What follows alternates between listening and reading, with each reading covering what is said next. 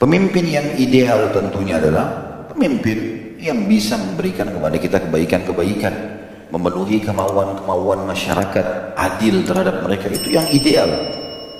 Tadi Ali bin Abi Thalib menjelaskan kalau ada pemimpin fajir, kalau seandainya datang seseorang dengan suara yang banyak menang, tapi dia fajir, tetap aja seorang muslim harus patuh, kecuali berbuat maksiat kepada Allah Subhanahu wa taala.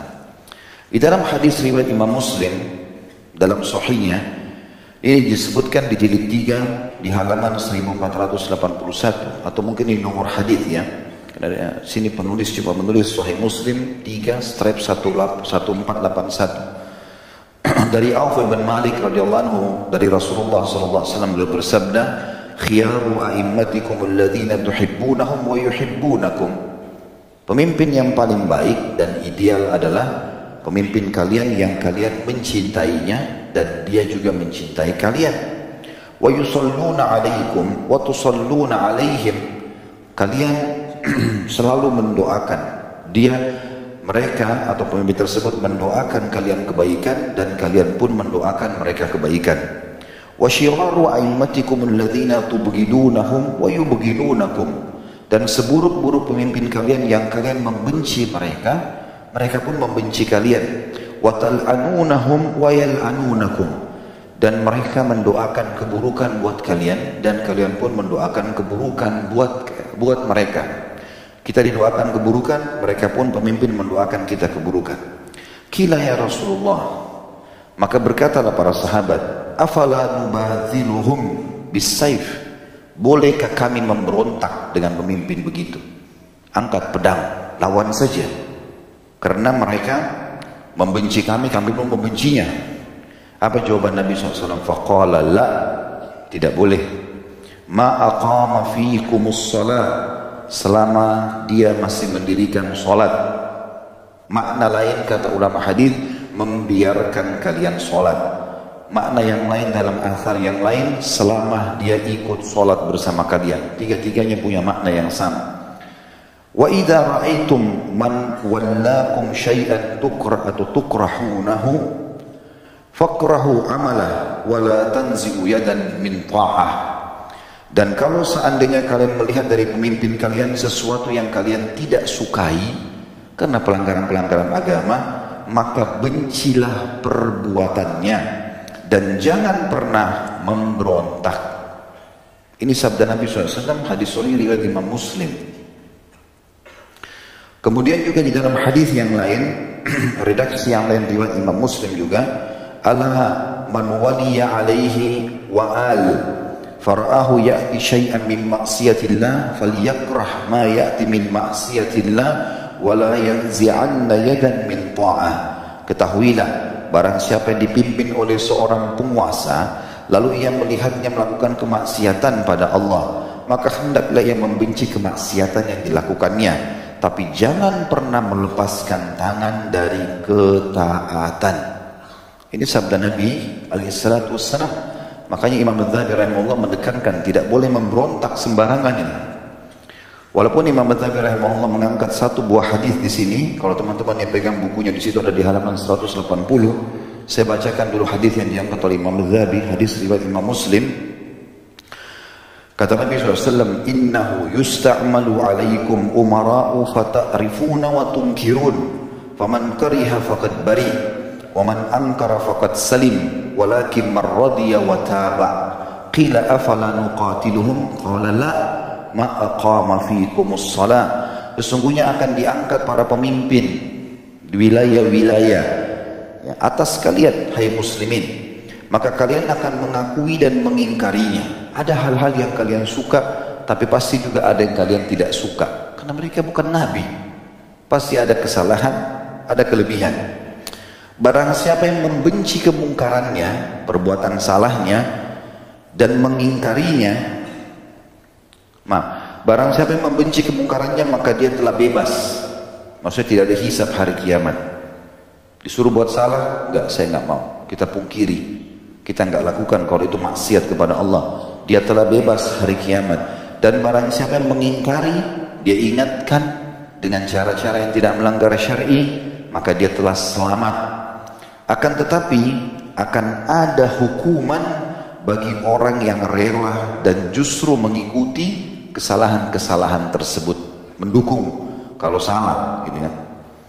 Ditanyakan kepada beliau sallallahu alaihi wasallam, apakah tidak boleh kami memerangi mereka? Berontak boleh enggak nih? Maka beliau menjawab, tidak boleh selama mereka menegakkan sholat di tengah-tengah kalian. Jadi hadis-hadis ini sangat jelas melarang seorang muslim untuk memberontak. Juga diriwayatkan oleh Imam Bukhari di dalam hadis yang lain bahwasanya Anas bin Malik berkata, Nabi SAW bersabda, isma'u wa ati'u wa nistu'mila alaikum abdun habasyiyun ka'anna ra'sahu zabibah.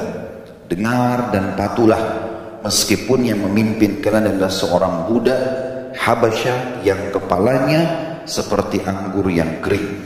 Artinya orang yang jelek secara fisik pun dihina seringkali kalau penampilannya seperti ini. Budak bisa diperjualbelikan pun tetap disuruh taat dan patuh kepadanya. Di dalam redaksi Ibnu Hibban dalam sahihnya berbunyi sabda Nabi SAW, isma' wa ati' fi usrika wa yusrika wa mansyatika wa makrahika wa atharatin alaik wa in akalu malak wa darabu dhahrak illa an yakuna ma'siyah. Dengar dan taatlah, kata Nabi SAW, baik dalam kesulitan maupun kemudahan, suka atau tidak suka, baik dalam keadaan suka maupun tidak suka, meski ia lebih mementingkan dunia daripadamu, lebih pentingkan jabatannya, masyarakat enggak dipedulikan, kata Nabi SAW, tetap patuh meskipun mereka memakan hartamu, memukul punggungmu, kecuali bila dia menyuruhmu berbuat maksiat, maka tidak ada kepatuhan. Kalau hanya sekedar harta, peraturan, maka kita terpaksa mengeluarkan walaupun kita tidak suka. Maka kita melihat perintah Allah dan Rasulnya di sini dan bukan orang yang sedang memimpin. Karena kita harus berpikir tentang maslahat umum. Dan kita bukan berpikir masalah kita pribadi. Kemudian dalam riwayat yang lain, dengan sanad yang bagus diriwayatkan oleh Ibnu Abi Asim dalam kitab As-Sunnah dari Muawiyah radhiyallahu anhu, dari Nabi SAW beliau bersabda, inna as-sami'al muti'a la hujjata alaih wa inna as-sami'al 'asiya la hujjata lahu. Orang yang mendengar lagi patuh tidak ada hujjah atasnya, maksudnya tidak ada dosa, tidak ada juga hisab hari kiamat. Kalaupun pemimpin menyuruh hal yang salah, dia dipaksa, dia kerjakan, dia enggak berdosa.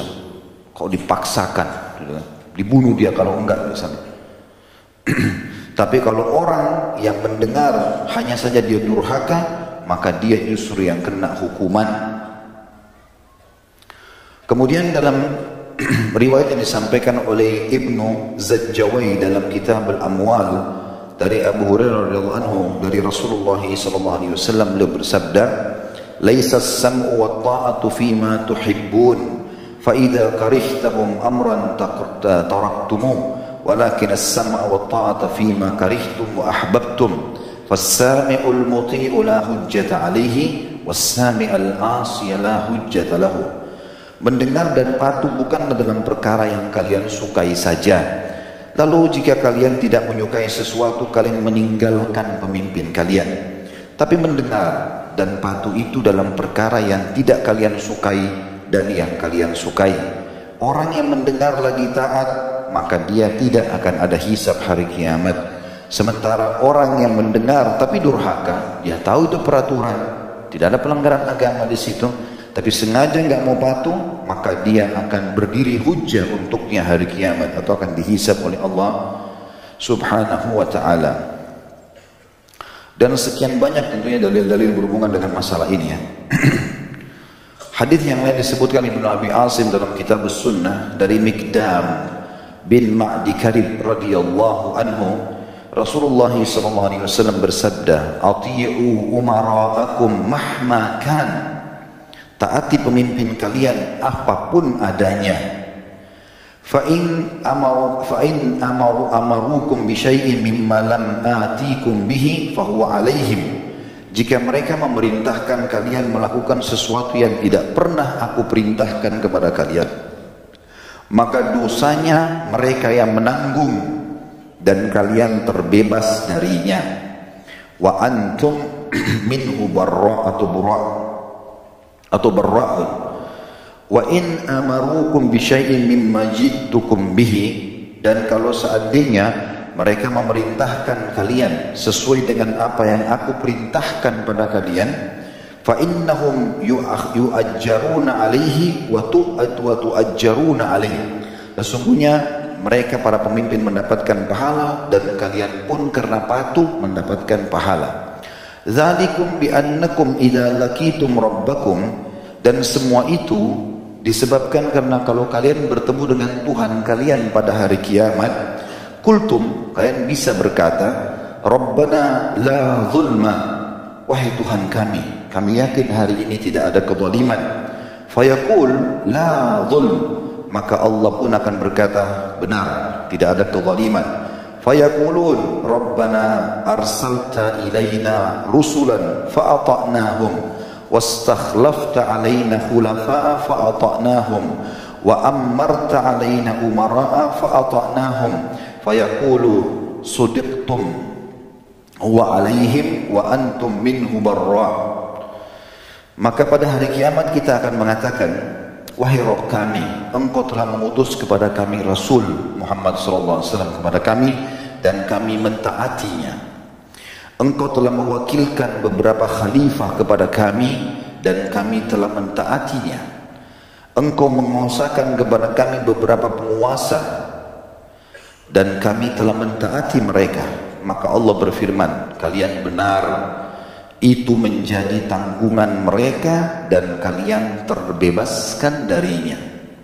Jadi kalau ada sesuatu yang kita dipaksa, mereka yang tanggung. Kita sekarang tugas kita adalah perintah Allah. Ada perintah Allah untuk para pemimpin, ada perintah Allah untuk masyarakat. Kita posisikan masing-masing posisi kita. Gitu. Ada perintah untuk orang tua, ada perintah buat anak. Masing-masing jalankan tugasnya. Ada perintah untuk suami, ada perintah buat istri. Masing-masing jalankan tugas. Dan semuanya berhubungan dengan Sang Pencipta Allah.